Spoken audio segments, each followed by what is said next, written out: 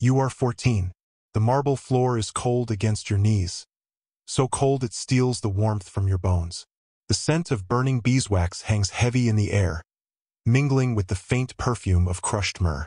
Shadows dance along the walls as the candle flames sway, their wax spilling over and pooling like thick, dark blood on the stone. Above you, a man draped in purple silk stands in the golden glow, his rings catching the light as his fingers tap against his chin. His gaze travels over you slowly, not with affection, not even with curiosity, but with the sharp, measuring eyes of a merchant appraising a rare coin. You do not speak. You have been told not to. Even your breath feels like it takes up too much space here. Tonight, you are not a boy.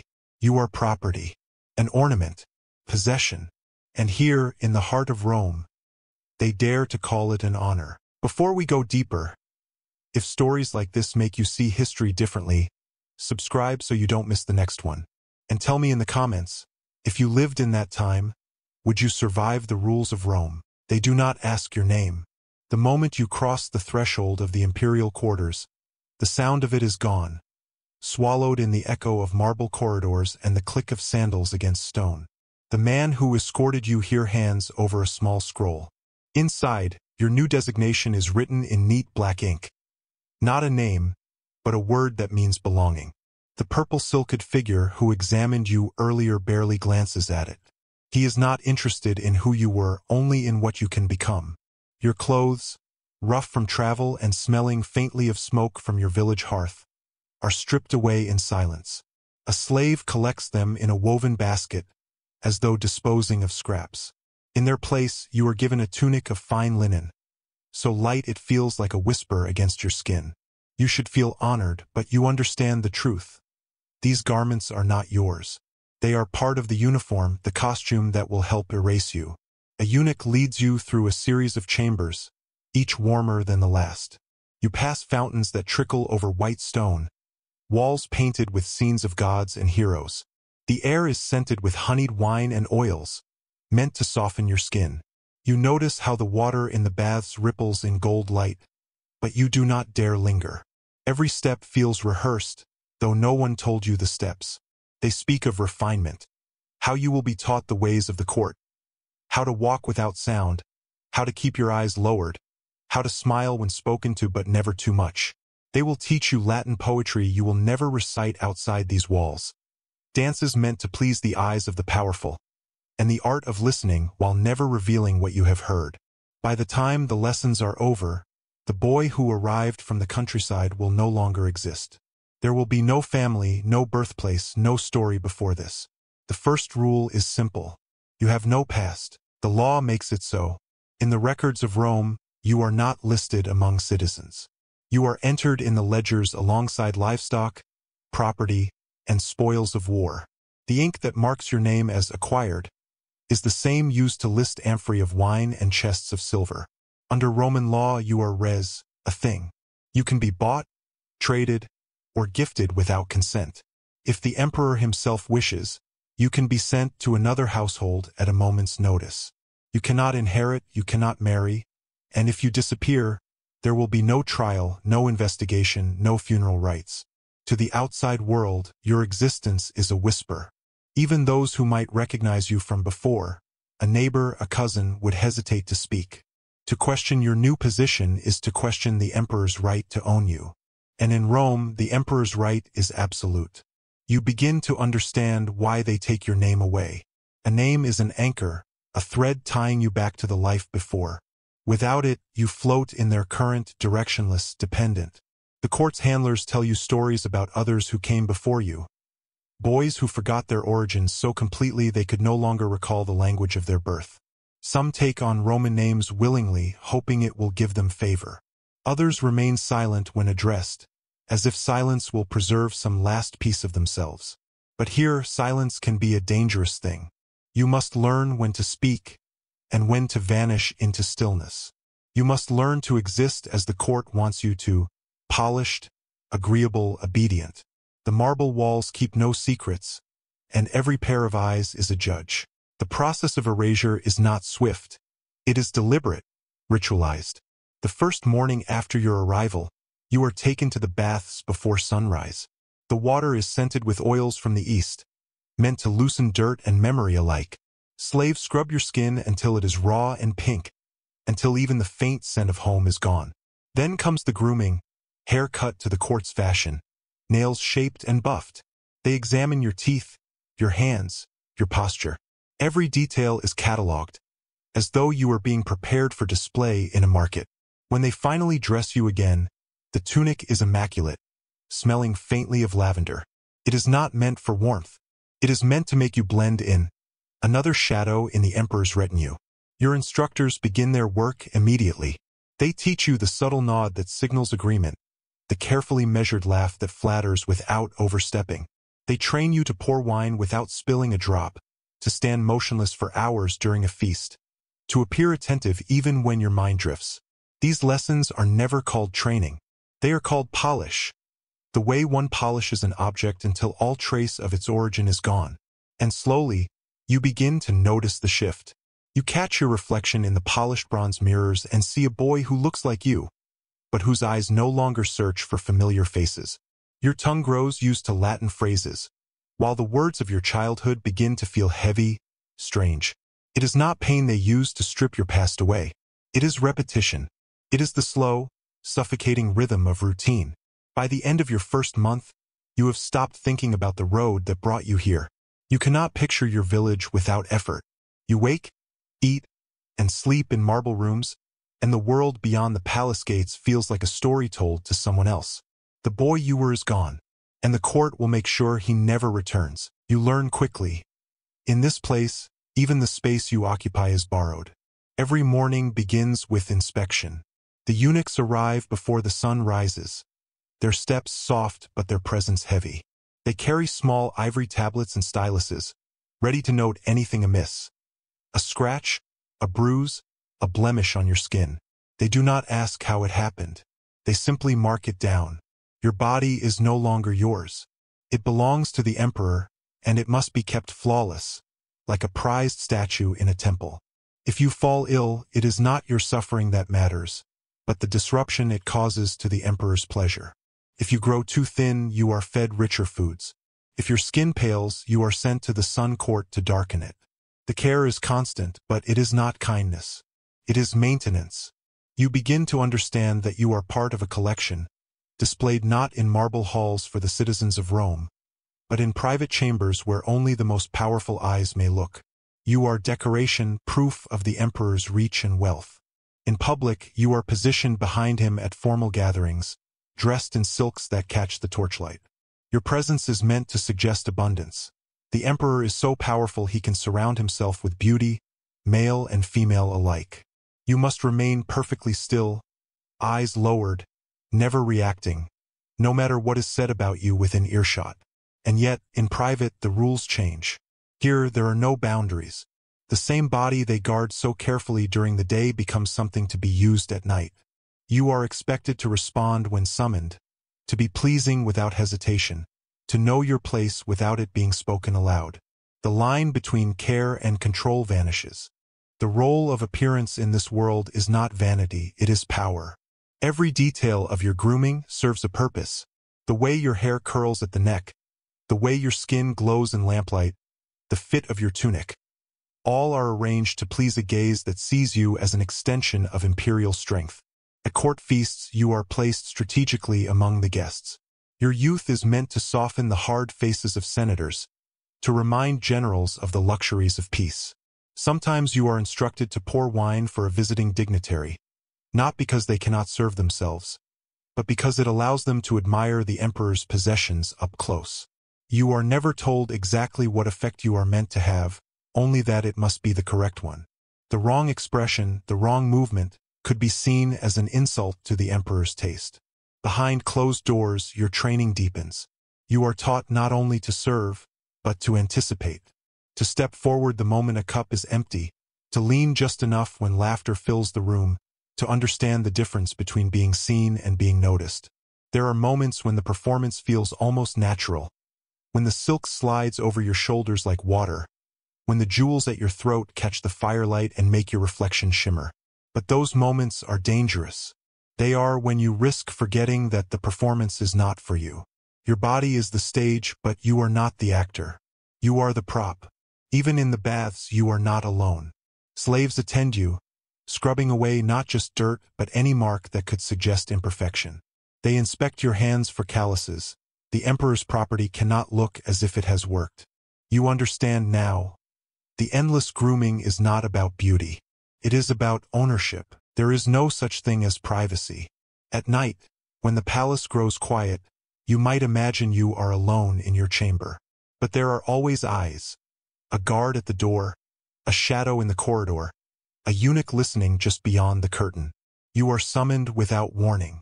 Sometimes for a banquet, sometimes for a whispered conversation in a lamplit room, and sometimes for purposes you have learned not to name.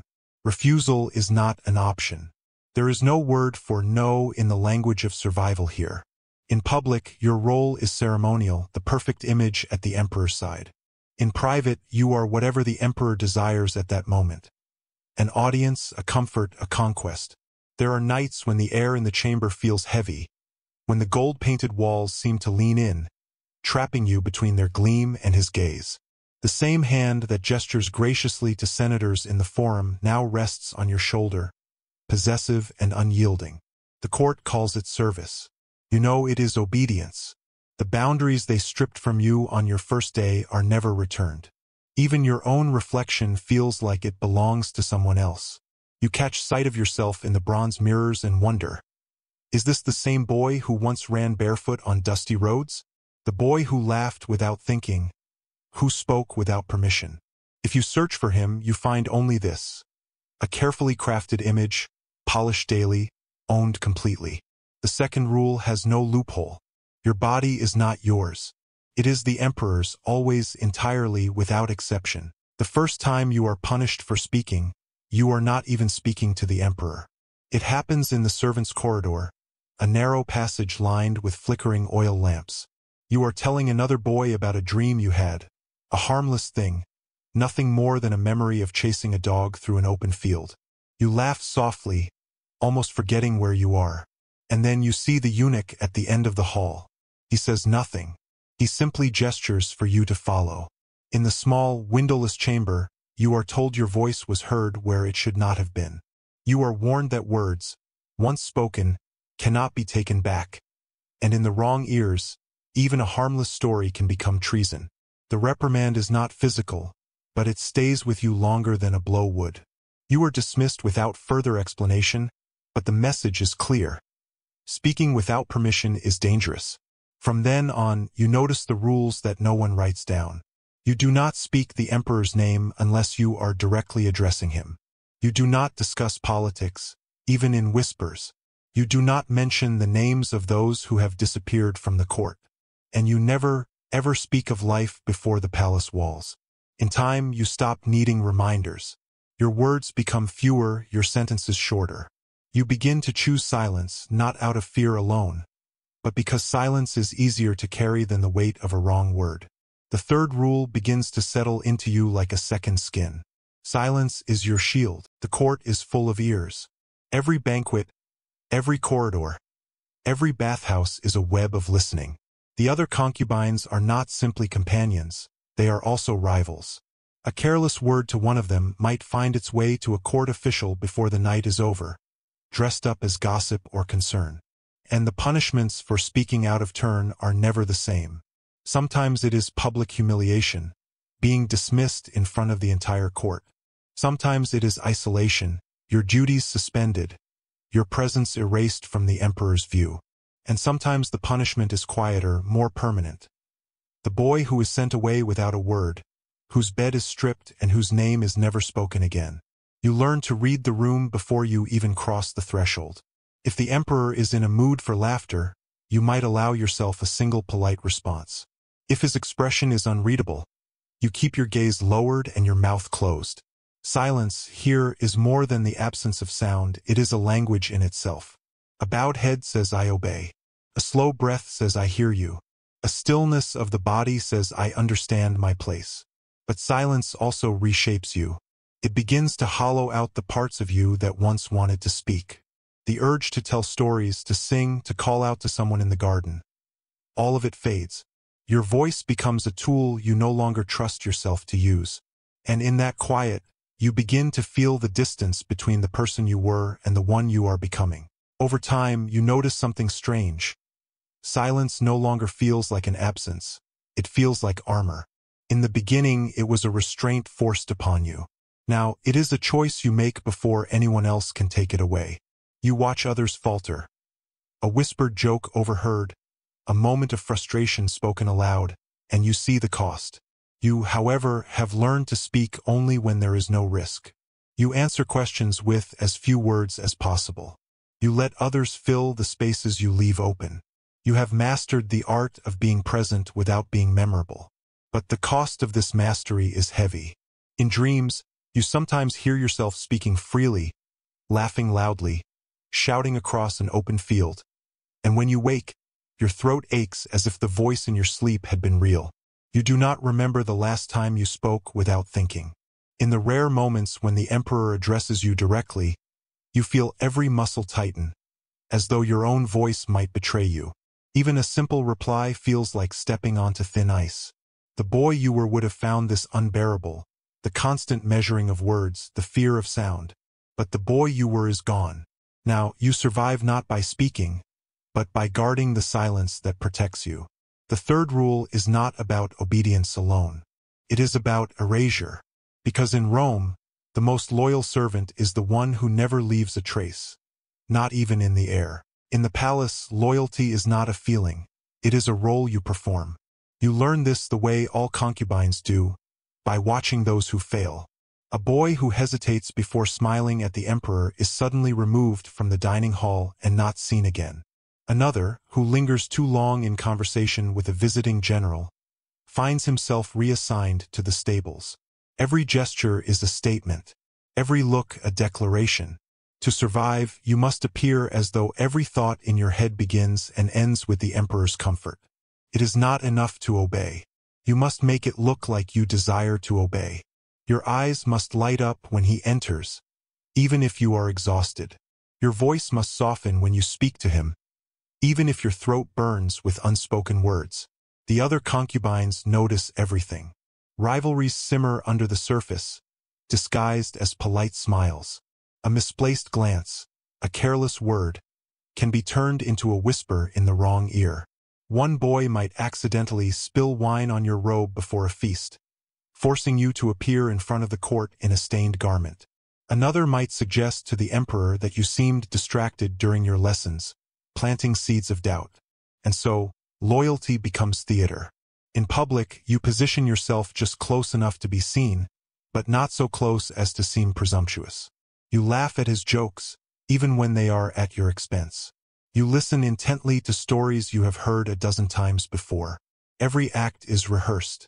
Every smile is timed. Because here, survival is not just about obedience. It's about making the emperor believe that in your heart, there is no room for anyone but him. Sometimes, loyalty is not about him at all. It is about the people watching. At feasts, you are part of the emperor's display, just as much as the golden cups and the marble statues. You must reflect his power, his taste, his control. A visiting senator should see you and think, this man commands even beauty to serve him. When ambassadors from far provinces arrive, you are given new tunics in their colors, subtle hints that their lands and their people belong under Roman rule. You might be asked to recite poetry in their language to make them feel seen, all the while reminding them who it is that gave you those words. But these performances are dangerous. Sometimes they are meant to provoke. The emperor may place you beside a political rival, watching to see if he stares too long. If he does, your mere presence has served as a weapon, a reminder of the emperor's reach. You have been told, not in words, but in looks, that you are never to respond to such attention. A wrong glance could ignite suspicion, and suspicion in this place is as deadly as a blade. Behind the curtain of silk and wine, you are a pawn in games you do not understand. A whispered compliment at the wrong time can shift alliances. A look, a touch, a pause too long can be spun into scandal. The only safe path is to play the role perfectly, to be exactly what the emperor wants others to see, and nothing more. And yet, you know that even perfect loyalty offers no guarantee. The most dangerous moments are the private ones that follow the public performance. After a feast, the emperor may summon you to his chambers. Sometimes, it is to reward you for your devotion, a word that tastes like iron in your mouth. Sometimes, it is to test you. He may ask questions about the guests. Who spoke to whom, who looked uneasy, who seemed too bold. You have learned never to answer too quickly. Speak with care. Say too little and you appear inattentive. Say too much and you risk being seen as a schemer. The other concubines watch you closely after such nights. A single show of favor from the emperor can shift the balance in your rivalries. A boy who was your companion yesterday may now treat you with cold precision, calculating how to replace you. In the rare moments alone, you wonder what loyalty means when it is built on fear. You wonder if any of the smiles in the palace are real. But you do not allow these thoughts to show. Your face is a mask now, one you can slip on as easily as your silk tunic. The mask laughs when it must, listens when it should, and lowers its eyes at the perfect moment. The fourth rule is not about truth. It is about convincing the world and the emperor that you belong entirely to him. And the day you fail to do so will be the day you vanish from the palace, without name or farewell. When the palace no longer needs you, it does not simply discard you. It erases you. There is no ceremony, no final farewell. One day you are in the emperor's sight, a jewel in his crown, and the next you are gone, as if you never existed. Sometimes the end is quiet. You are reassigned to a distant villa, far from the marble halls and whispering courtyards. There, you might live out your days tending gardens or sewing for the household. You become a shadow, mentioned only in passing, your name fading with each season. Other times, the removal is less merciful. A concubine accused, truthfully or not, of disloyalty, arrogance, or simply wearing out his favor, might be exiled to a remote province. In harsher cases, you do not leave the palace alive. A sudden illness, a convenient accident, or the discreet visit of a palace guard ensures you will not be a problem. There is no trial, no explanation. The palace moves on before the ink of your absence is dry. And when a new concubine takes your place, they will never know your name. They will see only the smile of the emperor and the shadow of what could happen to them if they ever stop performing. This is the final rule, the one no one speaks aloud. You will leave no trace. But there are whispers of exceptions, rare, dangerous stories carried in the cracks of history. A boy who slipped away during a festival, blending into the crowd and vanishing into the city beyond the palace gates. A girl who faked an illness so convincingly that she was sent home, only to live the rest of her life in quiet obscurity. These stories are told in the lowest voices, because to even speak of escape is to invite suspicion. Those who survived did not tell their tales openly. They changed their names, altered their appearance, and lived as though the palace had never existed. To be recognized would be to risk being dragged back or silenced. Some of these survivors left behind cryptic marks, a carving on a hidden wall, a fragment of embroidery stitched with forbidden symbols, a line of poetry tucked into a book. These were not meant for the emperor, nor for the court, but for those who would come after, quiet signals that someone got out. But they are the exceptions.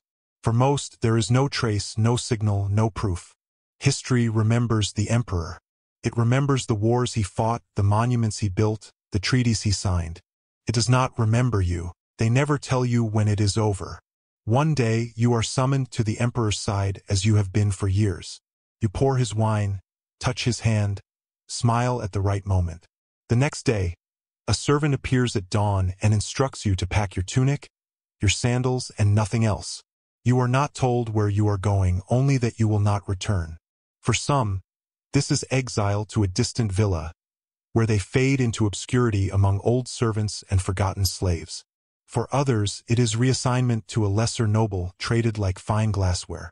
And for the unlucky, those who know too much or have seen too much, the disappearance is swift, silent, and absolute. The Tiber swallows secrets without complaint. The imperial court is meticulous in its erasures. There are no statues of you, no poems in your honor. Your name, if you ever truly had one, will not appear in the archives. In the official record, you never existed. The marble halls remember your footsteps, but the empire does not. Every scrap of your life is reclaimed. The tunic you wore, the bed where you slept, the bracelets that marked you as belonging to the emperor. Even your voice, trained so carefully in silence, leaves with nothing to say. There are whispers of the rare ones who escaped, spirited away by a sympathetic senator, hidden in the crowded backstreets of Ostia, or smuggled onto a merchant ship bound for Greece. But those are only whispers. No one can prove they are true, and perhaps that is the point. Survival here is not a fact, it is a rumor. In the end, you understand the final rule was never about obedience. It was about invisibility. You were meant to vanish from the moment you arrived. And so, when you are gone, the empire does not pause. The marble floors are scrubbed clean, the candles relit, and another boy is brought to his knees in your place. Your absence is not a wound. It is a vacancy. Their names are lost, but their silence still speaks. If you think stories like this deserve to be remembered, subscribe, so history's forgotten voices are never erased again. And tell me in the comments, which of Rome's 5 rules do you think was the most impossible to survive?